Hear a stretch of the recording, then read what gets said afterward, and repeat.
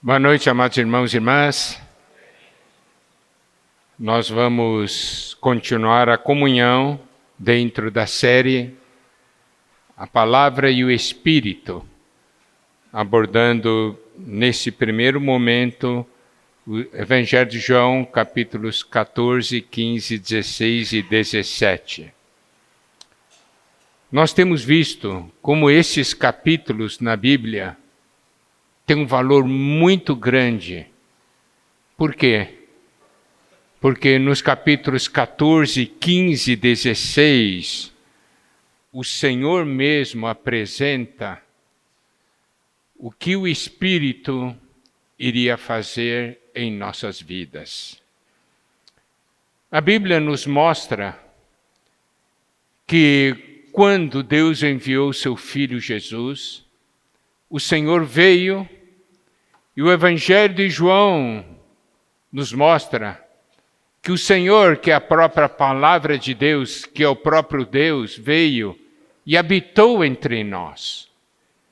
Deus veio, habitou entre nós. Então, quando o Senhor estava aqui, Ele era o nosso Consolador.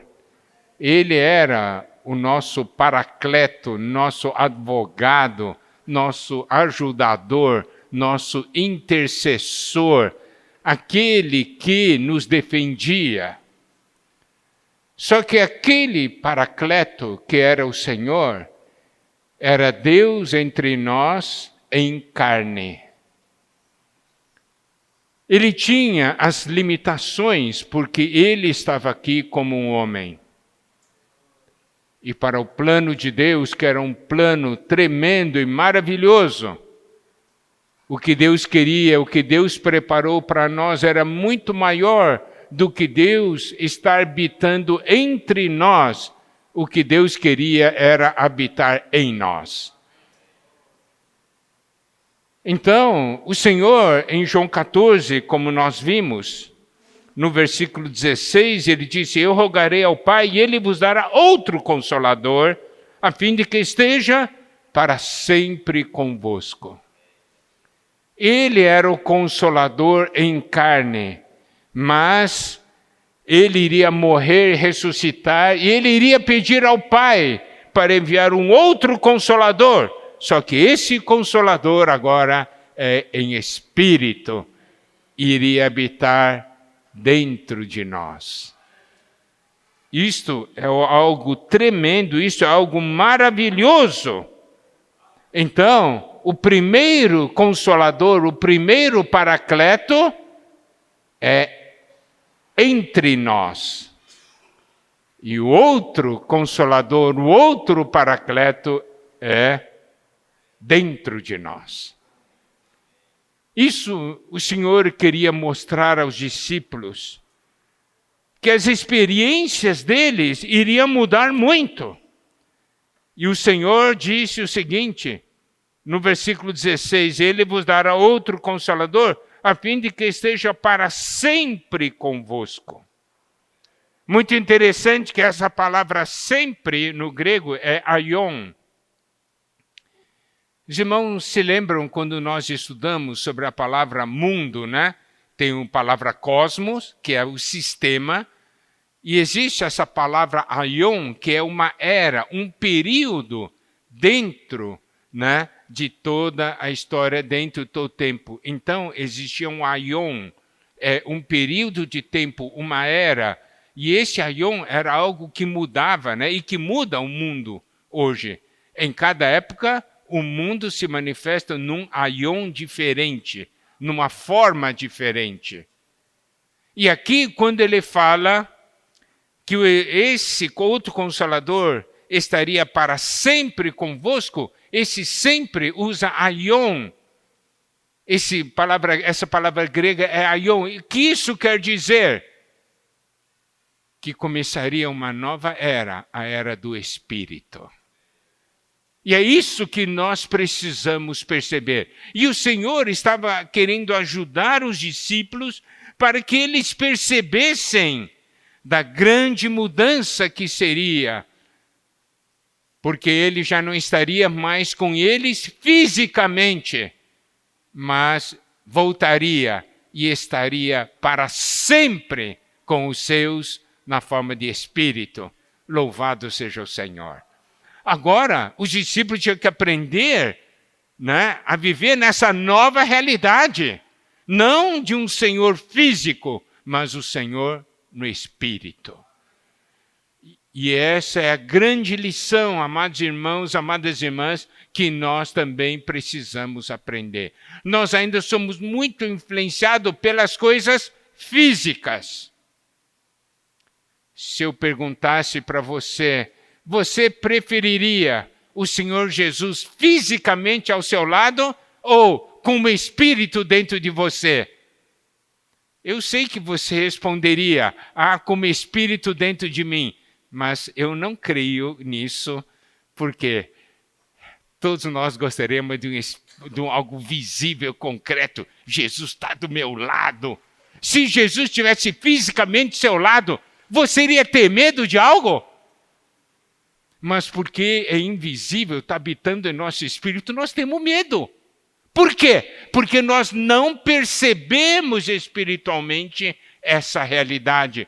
Os irmãos compreendem a importância de nós percebermos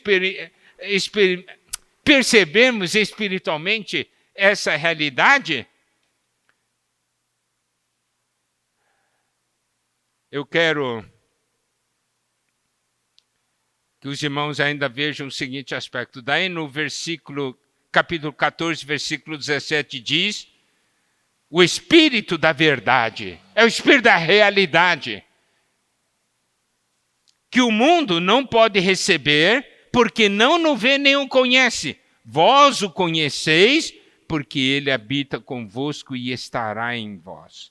Nós precisamos conhecer o Senhor no Espírito.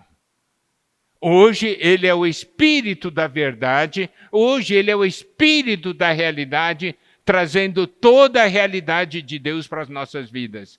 Eu sei que é difícil. Por quê? Porque eu também acho difícil. Mas o que me salva são as experiências que eu tenho no Espírito. Daí eu percebo que Jesus no Espírito é um grande presente de Deus para nós. Porque ele habita hoje em nós. E nós vamos ver outros pontos, né? Outros pontos importantes na mensagem de hoje. Ele diz que o mundo não o vê nem o conhece, por isso não pode recebê-lo. E aqui nós vemos então a interferência que o mundo tem na nossa vida espiritual. Quanto mais do mundo em nós, menos nós percebemos. Menos nós vemos e menos nós conhecemos. Por isso que o mundo é uma coisa tão perigosa. E nós precisamos crer nessa palavra que o Senhor diz. Diz, vós o conheceis porque ele habita convosco e estará em vós. Daí no versículo 18 diz, não vos deixarei órfãos, voltarei para vós outros. Louvado seja o Senhor. Os discípulos estavam pensando, o Senhor vai embora e nós vamos ficar aqui órfãos. Mas o Senhor disse que voltaria para eles, voltaria como Espírito. Aleluia! E aí estaria para sempre com seus discípulos. Então, nós não somos órfãos. Nós temos o Senhor, porque o Senhor está vivo. Aleluia!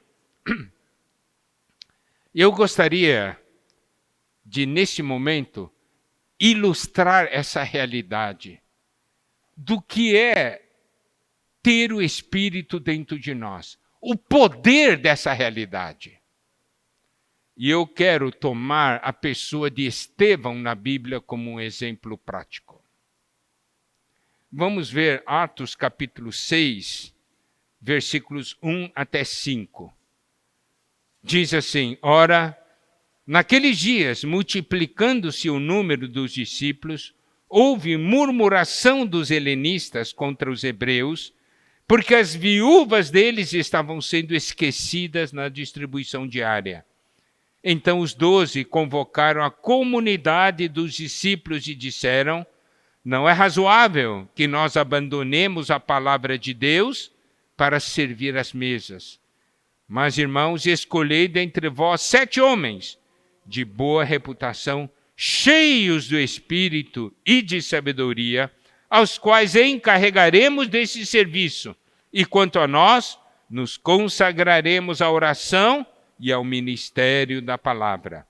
O parecer agradou a toda a comunidade e elegeram Estevão, homem cheio de fé e do Espírito Santo, Filipe, Prócoro, Nicanor, Timão, Pármenas e Nicolau, prosélito de Antioquia.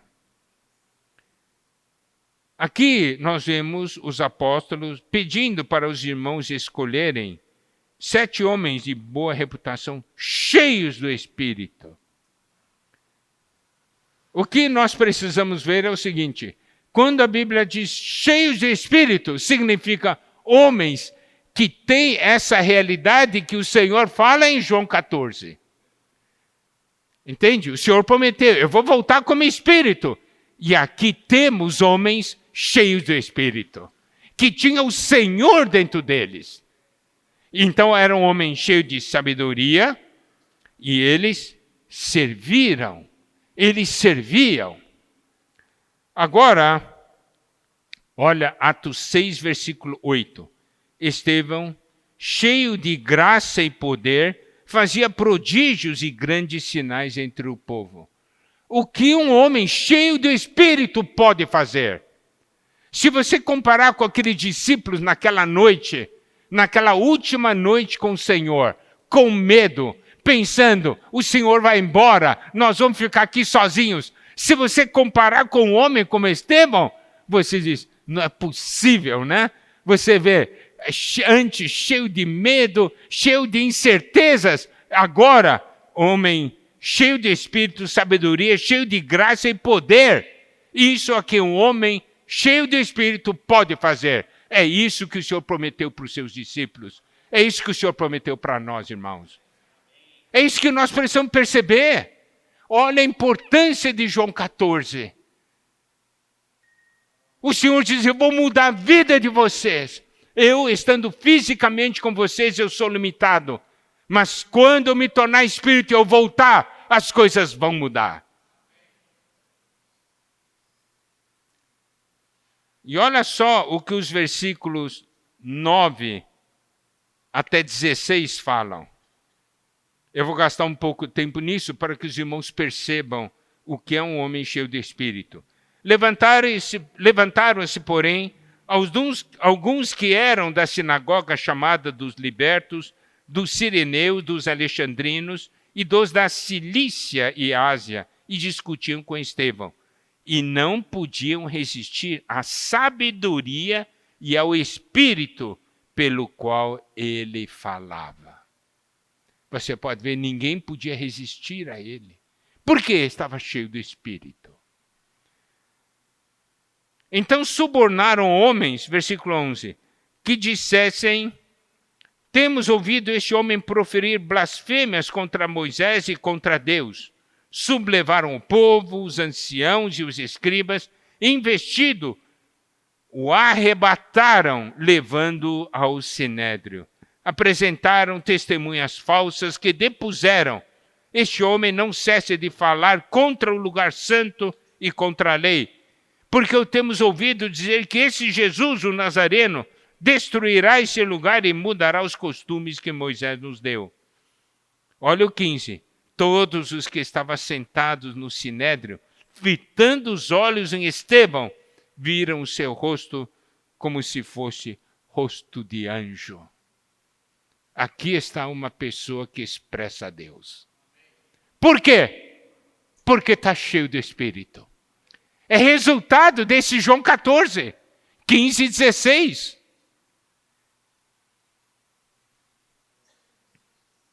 E agora vamos ver Atos capítulo 7.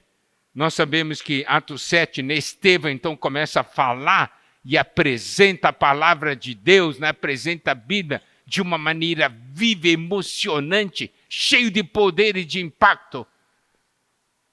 A partir do versículo 54 do capítulo 7. Ouvindo eles isto, enfureciam-se no seu coração e rilhavam os dentes contra ele.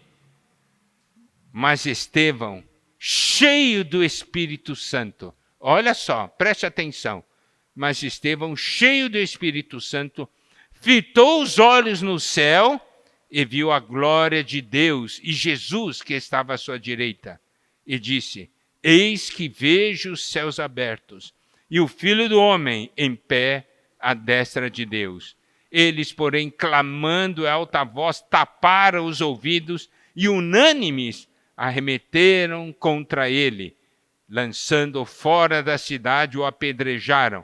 As testemunhas deixaram suas vestes aos pés de um jovem chamado Saulo e apedrejavam Estevão, que invocava e dizia: Senhor Jesus, recebe o meu espírito. Então, ajoelhando-se, clamou em alta voz: Senhor, não lhes imputes este pecado. Com estas palavras, adormeceu. Nós vemos aqui um homem cheio de coragem.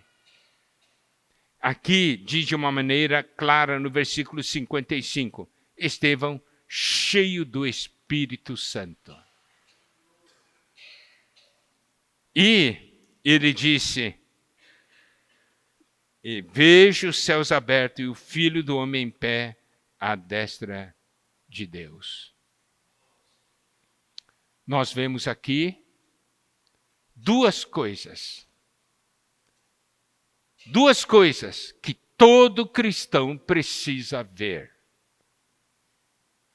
Primeiro, ver e saber que o Senhor está no trono. Segundo ponto, ver e experimentar, o Senhor está dentro de mim. Esse mesmo Senhor que está no trono, está hoje dentro de mim. Quando eu vejo que esse Senhor é o Senhor que está no trono, eu sei que é Ele que governa todas as coisas. Ele é aquele que reina. E quando eu vejo esse Senhor habitando em mim, eu vejo que sou uma pessoa especial, porque eu tenho um relacionamento especial com Ele e eu posso desfrutar tudo que Ele é. Amados irmãos, vocês conseguem ver a importância de João 14, 15 e 16? Nós só estamos começando.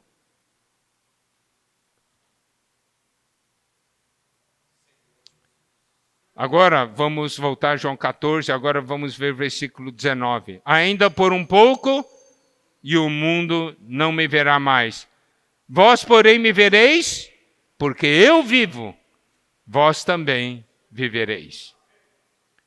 Quando o Senhor diz, ainda por um pouco o mundo não me verá mais, isso quer dizer que ele iria morrer. E quando ele voltasse, ele iria se manifestar não de uma maneira física, mas como espírito. O mundo não iria mais vê-lo, mas nós poderíamos vê-lo. Não é ver de uma maneira física, é ver de uma maneira espiritual. Não é ver com os olhos da carne, é ver com os olhos do coração, os olhos do nosso interior. Olha só, 2 Coríntios capítulo 5, versículo 16. Diz assim: assim que nós daqui por diante a ninguém conhecemos segundo a carne. E se antes conhecemos Cristo segundo a carne, já agora não o conhecemos deste modo. Está vendo? Quando o Senhor estava na terra de uma forma física, eles conheciam segundo a carne. Mas o Senhor iria tornar-se espírito e voltar como espírito. E aí, a partir daí, não deveriam mais conhecer, não iriam mais conhecer o Senhor segundo a carne, mas segundo o Espírito. Vocês não percebem quando a Bíblia registra depois da ressurreição, quando o Senhor Jesus se manifestava, os discípulos não reconheciam? Não é? Tantas passagens. Por que não o reconheciam? Porque agora, para reconhecê-lo, precisava de realidade espiritual. Precisava de revelação. Então, amados irmãos, amadas irmãs, olha só o que Efésios 1:18 diz. Iluminados os olhos do vosso coração, para saberdes qual é a esperança do seu chamamento, qual é a riqueza da glória da sua herança nos santos. Paulo diz em 2 Coríntios 5, já agora não conhecemos Cristo segundo a carne. E Efésios 1:18 mostra que os olhos do nosso coração precisam ser iluminados.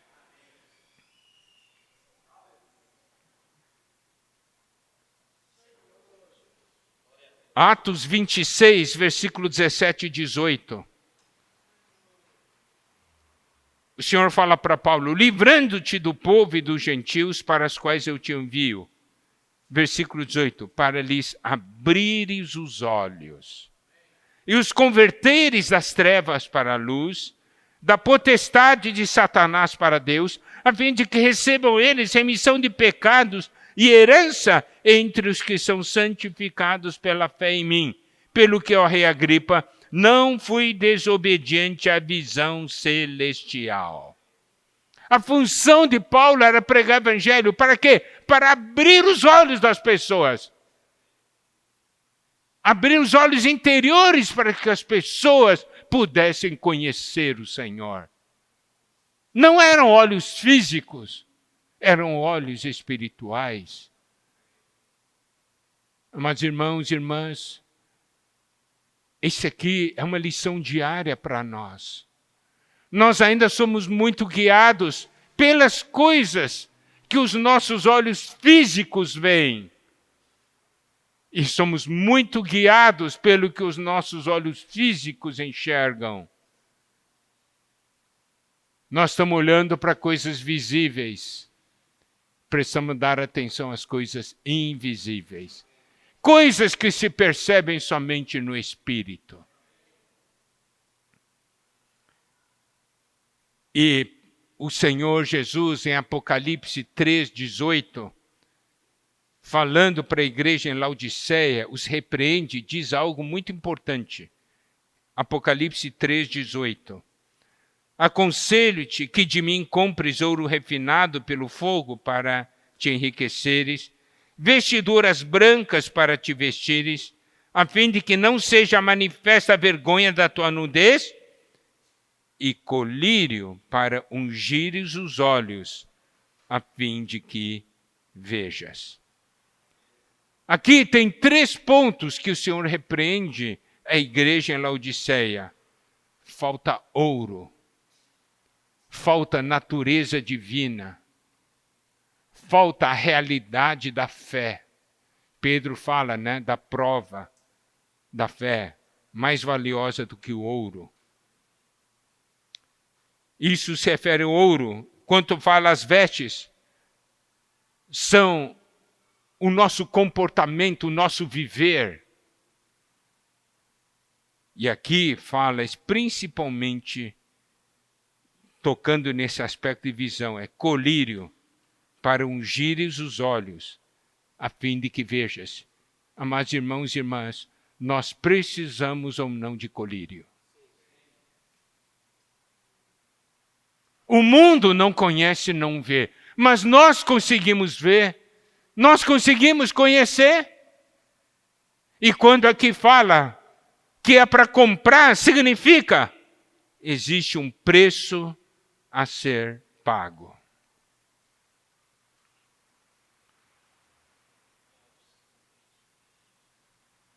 Que o Senhor possa nos introduzir nessa realidade do Espírito. Ele estava falando para os discípulos, para que os discípulos pudessem ver que viria uma nova época, numa nova era, a era do Espírito. E louvado seja o Senhor, nós estamos nessa era do Espírito. mas nós temos que aprender a usar o nosso espírito.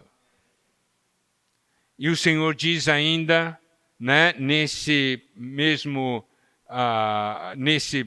versículo, ele diz assim, né, no versículo 19, ainda por um pouco o mundo não me verá mais, vós porém me vereis, porque isso é uma visão espiritual, não os olhos físicos, não visão física. E ele diz, porque eu vivo, vós também vivereis. Aqui mostra algo também de grande importância. Nós só temos vida espiritual porque Cristo está vivo. Se Cristo não estivesse vivo, nós não teríamos vida espiritual. Nós estamos vivos porque Cristo vive. Por isso, não aceite a condição de morte. Não aceite a condição que Satanás quer impor a você para inutilizá-lo, para anulá-lo. O que é o morto? Não faz nada e não reage a nada.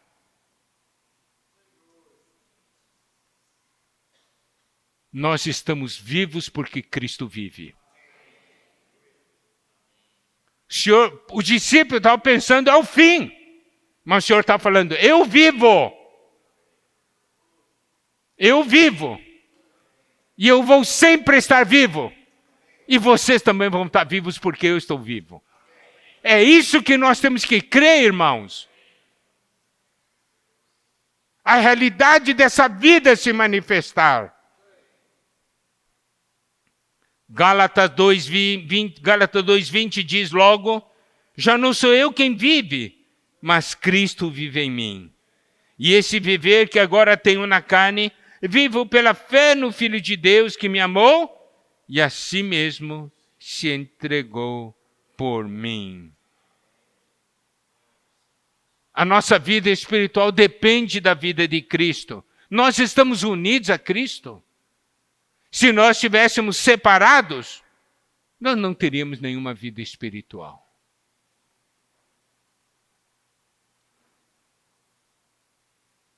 E aí, indo para João 14:20, diz a seguinte, naquele dia, vós conhecereis que eu estou em meu Pai, e vós em mim, e eu em vós. O Senhor está dizendo, quando eu voltar como Espírito e entrar em vocês, nós vamos começar um outro tipo de relacionamento. Não é mais um relacionamento de uma presença física, é uma coisa superior. Ele diz assim, eu estou em meu Pai, e vós em mim, e eu em vós. Você quer um relacionamento mais íntimo que esse? Se esse é o relacionamento que o Senhor prometeu para nós, vamos tomar posse desse relacionamento? Vamos aprender a usar o nosso espírito para ter esse tipo de relacionamento e comunhão com Deus? Amados irmãos e irmãs, nós nos contentamos com muito pouco. O Senhor tem muito mais. Você crê ou não crê que o seu relacionamento com Deus pode se intensificar, pode aumentar? Você crê ou não crê nisso? Mas o que você está fazendo para que esse relacionamento seja mais intenso? Não adianta crer e não tomar posse.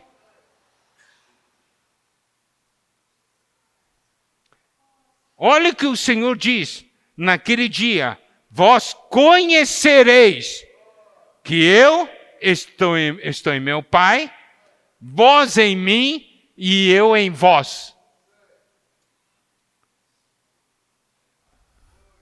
Você conhece? O Senhor diz, vós conhecereis, mas você conhece?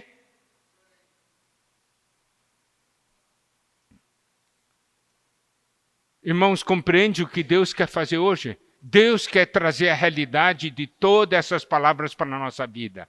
É isso que Deus está fazendo hoje no meio da igreja. Esse é o novo início que nós falamos. Nós conhecemos muitas doutrinas, muitas verdades, mas Deus hoje quer essa realidade. O Senhor disse, vós conhecereis. Então, nossa oração deve ser, Senhor, eu quero conhecer. Essa tem que ser a minha busca.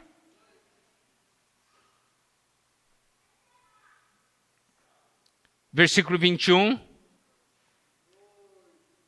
Aquele que tem os meus mandamentos e os guarda, esse é o que me ama. E aquele que me ama será amado por meu Pai. Eu também o amarei e me manifestarei a ele.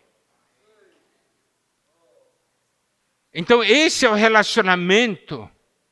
Esse relacionamento que é falado no versículo 20, se manifesta nesse versículo 21.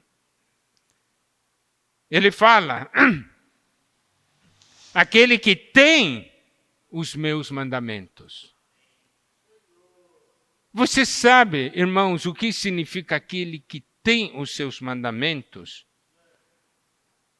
Não é aquele que conhece, aquele que sabe, é aquele que tem. Aquele que tem é porque agora faz parte dele. Agora é dele, porque ele tem. E isso está intimamente ligado ao que nós compartilhamos na conferência de irmãs. Jeremias 31, 33 diz, porque esta é a aliança que firmarei com a casa de Israel, depois daquele dia, diz o Senhor, na mente lhes imprimirei as minhas leis e também no coração lhes inscreverei. Eu serei o seu Deus, eles serão o meu povo. Então não é uma questão, quando eu falo aquele que tem os mandamentos, não é um conhecimento externo.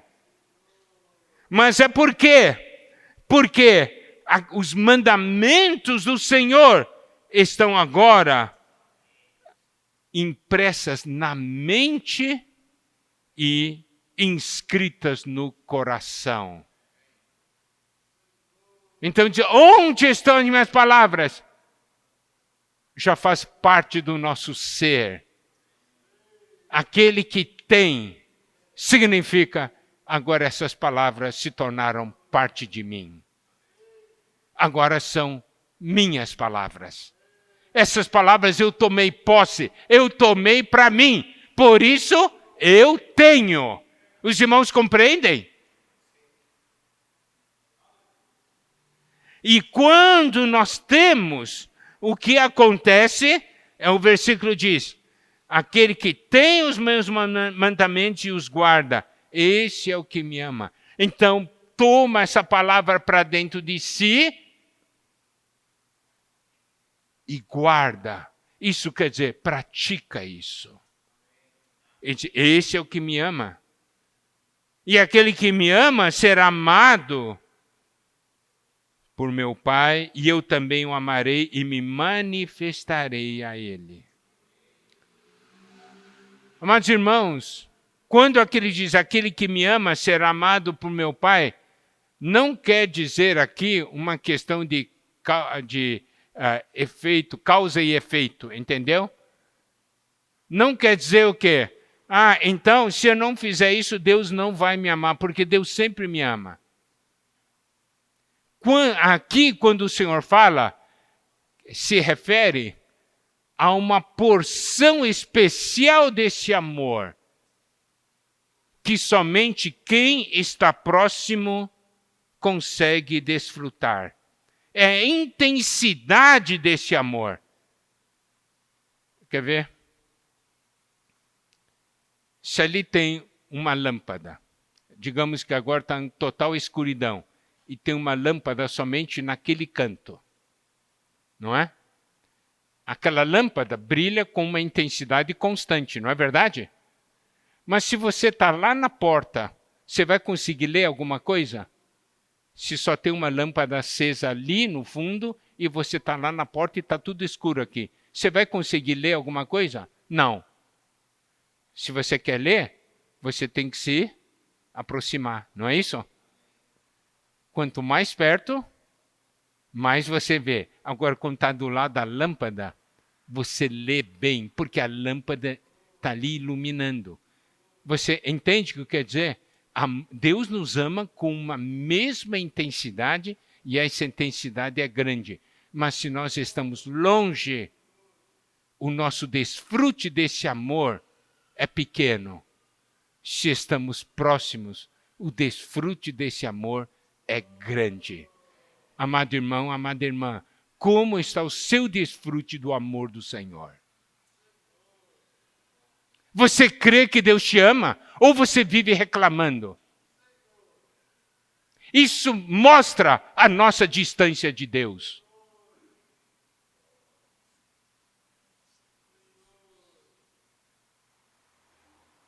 Por isso, olha, quando ele diz assim, nesse versículo, aquele que tem os meus mandamentos e os guarda, esse é o que me ama.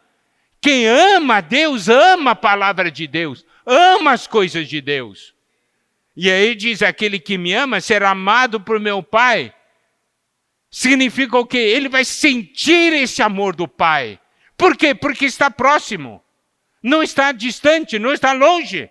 E eu também o amarei e me manifestarei a Ele. Você deseja que o Senhor se manifeste a você ou não, querido irmão, querida irmã? O Senhor está mostrando para nós o caminho.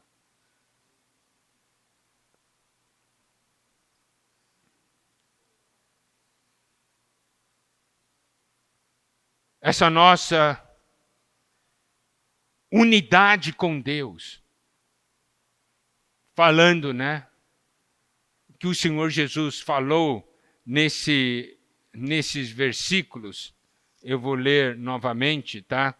Ele diz assim: naquele dia vós conhecereis que eu estou em meu Pai, vós em mim e eu em vós. Esse tipo de relacionamento é marcado por quê? É marcado pelo conhecimento da vontade de Deus. Por quê? Ele está falando de alguém que tem os seus mandamentos.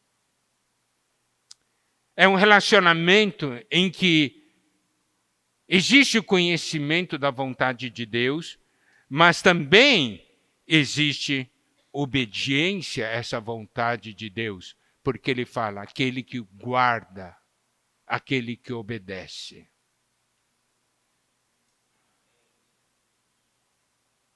E mostra também um relacionamento especial de amor, porque fala, será amado por meu Pai.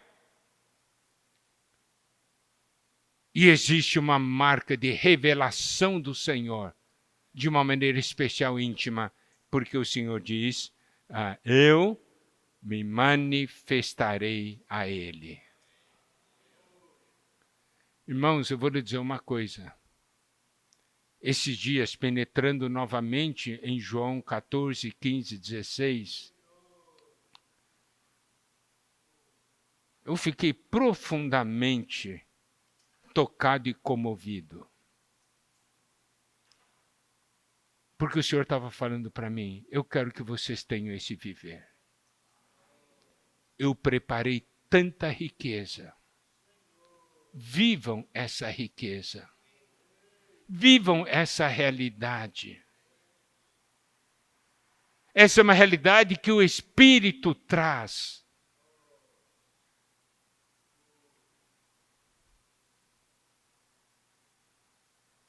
Então esse amor não é um amor somente em palavras, mas é um amor em realidade.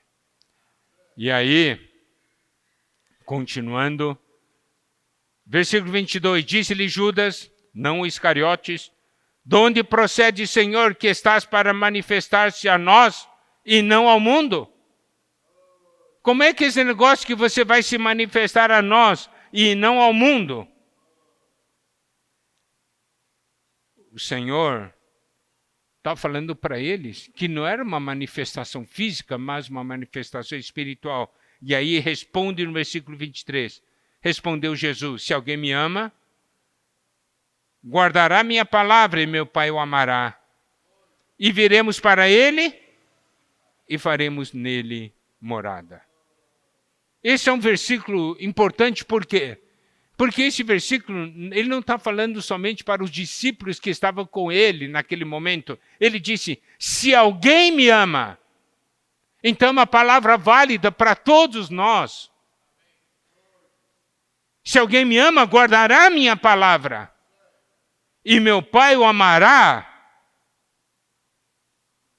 Aqui mostra que o amor é algo pessoal. Se alguém me ama, se uma pessoa me ama, isto é algo pessoal. E se é pessoal, é algo que está em nosso alcance.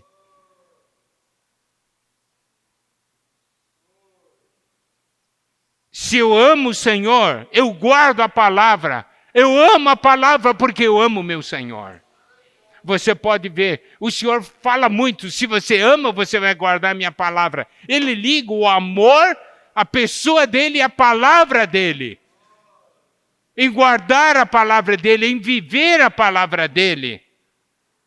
E ele diz, meu Pai o amará e viremos para ele e faremos nele morada. Isso é algo muito importante. Por quê? Porque onde está o amor e a obediência, ali está a presença de Deus. Ali está a presença do Senhor. E o versículo 24 diz, quem não me ama, não guarda as minhas palavras. E a palavra que estáis ouvindo não é minha, mas do Pai que me enviou. Irmãos, esse é um versículo muito forte. Quem não me ama, não guarda a minha palavra. O Senhor está definindo de uma maneira muito clara. Amor ao Senhor não é um sentimento. Eu estou sentindo amor. Oh, Deus, você está percebendo esse amor que eu estou sentindo? Não foi assim que o Senhor definiu. E não é essa maneira que o Senhor olha se temos ou não temos amor. Como que o Senhor olha se temos ou não temos amor? Se guardamos ou não as suas palavras. Se a palavra dele tem ou não tem valor para mim. Eu já vi muita briga de casais. Por quê? Porque ou o marido ou a esposa diz assim, ele diz assim, meu cônjuge diz que me ama, mas nunca atende um pedido meu.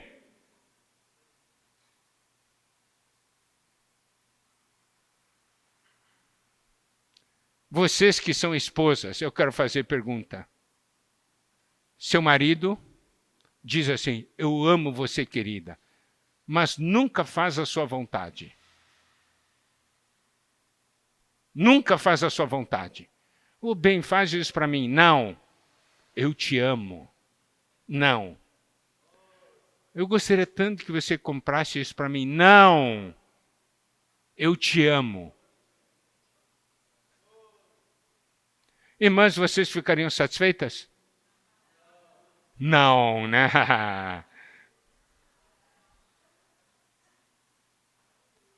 E por que você acha que o Senhor vai ficar satisfeito se nós somos assim?